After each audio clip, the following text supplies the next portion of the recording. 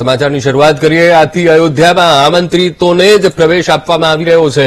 ત્યારે 22 જાન્યુઆરીએ અયોધ્યામાં રામ મંદિર પ્રાણ પ્રતિષ્ઠા મહોત્સવ અને 23 જાન્યુઆરી બાદ જ અયોધ્યામાં પ્રવેશ મળશે।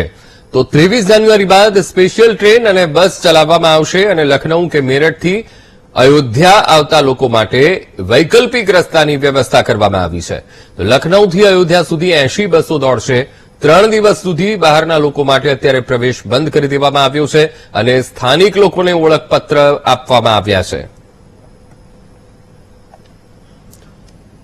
તો આજથી આમંત્રિતોને જ અયોધ્યામાં પ્રવેશ આપવાનું શરૂ કરવામાં આવ્યું છે અને 23 જાન્યુઆરી બાદ સામાન્ય વ્યક્તિઓને પ્રવેશ આપવામાં આવશે।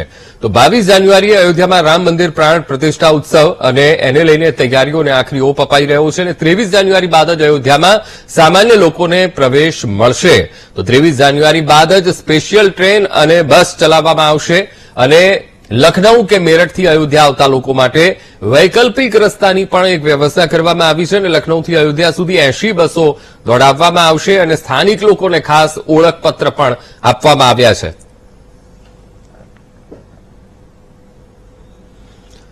તો આજ મુદ્દે સહયોગી તોરલ કવિ લાઈવ જોડાઈ ગયા છે। તોરલ, આજથી અયોધ્યામાં આમંત્રિતોને જ પ્રવેશ અને આ ઉત્સાહ સમાતો નથી, જ્યારે અયોધ્યામાં રામ મંદિર પ્રાણ પ્રતિષ્ઠા ઉત્સવ 23 જાન્યુઆરી બાદ જ અયોધ્યામાં પ્રવેશ મળશે। સ્થાનિકોને એક વિશેષ ઓળખપત્ર આપવામાં આવ્યું છે।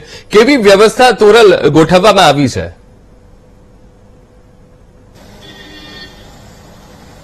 અંકુર, ખાસ કરીને વાત કરવામાં આવે તો અયોધ્યામાં હવે 22 જાન્યુઆરીને આડે હવે એક જ દિવસ બાકી છે, ત્યારે આજથી જ તમામ જે રસ્તાઓ છે ત્યાં બેરિકેડિંગ કરી દેવામાં આવ્યા છે। પોલીસ પ્રશાસન ખૂબ જ એલર્ટ જોવા મળી રહ્યું છે અને ખાસ કરીને પ્રવેશની જો વાત કરવામાં આવે તો પ્રવેશ નિષેધ હવે કરી દેવામાં આવ્યો છે। આ જે સ્થળ પર અમે અત્યારે હાલ ઉપસ્થિત છે તે મુખ્ય પ્રવેશ દ્વાર છે અયોધ્યાનું અને તેમાં ખાસ કરીને તમે જોઈ શકો છો કે પોલીસ પ્રશાસન છે અને સાથે જ બેરિકેડિંગ લગાવી દેવામાં આવ્યા છે।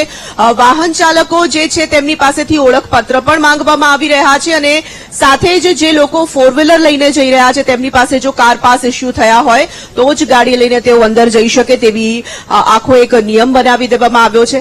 અયોધ્યાવાસીઓ ખાસ કરીને અંકુર જે લોકો છે તેમને પણ એક ચોક્કસ ઓળખપત્ર આપવામાં આવ્યું છે અને એ ઓળખપત્ર બતાવ્યા બાદ જ તેઓ અયોધ્યામાં આમથી એક જગ્યાએથી બીજી જગ્યાએ જઈ શકે છે। 23 જાન્યુઆરી બાદ મને લાગે છે કે ત્યાં સુધી અન્ય લોકોને અયોધ્યામાં પ્રવેશ અંકુર આપવામાં આવશે।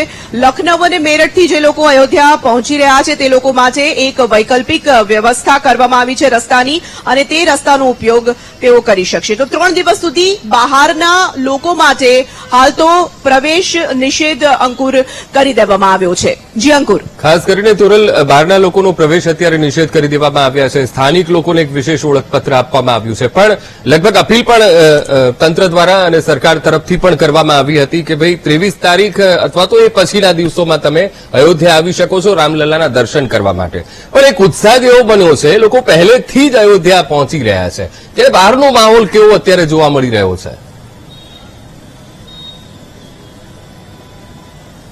અંકુર, ખાસ કરીને જ્યારે ગુજરાતથી અમે નીકળ્યા હતા અને સતત આપણે સમાચારોમાં જોતા હતા, અયોધ્યા વિશેની માહિતી મેળવતા હતા, પરંતુ અયોધ્યા પહોંચતા જ આખું વાતાવરણ તમને જુદું અનુભવાય છે। અયોધ્યાના એક એક રસ્તા, એક એક માર્ગ પર તમને રામ ભક્ત મળી જાય છે અને ન માત્ર અયોધ્યાવાસીઓ અહીંયા ઉપસ્થિત છે, પરંતુ જેવી રીતે આપણે જણાવ્યું તે ખૂબ જ સાચી વાત છે કે દરેક રાજ્યમાંથી મોટી સંખ્યામાં ભક્તો પહોંચ્યા છે અને પહેલેથી જ અયોધ્યા આવીને તેઓ રામલલ્લાને આવકારવા માટેની જે આતુરતા છે તે હવે દરેક રસ્તા પર જોવા મળી રહી છે। લોકોનો ઉત્સાહ સમાતો નથી અંકુર અને ખાસ કરીને તમે જ્યાંથી પણ પસાર થાવ છો ત્યાં જય શ્રી રામના નારા સંભળાય છે। તમે જે સ્થળ પર જાઓ છો ત્યાં તમને એ અનુભૂતિ થાય છે કે આખું એ જે અયોધ્યા છે તે રામમય બની ચૂક્યું છે। અંકુર, જી બિલકુલ તોરલ, સમગ્ર માહિતી સાથે જોડાવા બદલ આપનો ખૂબ ખૂબ આભાર।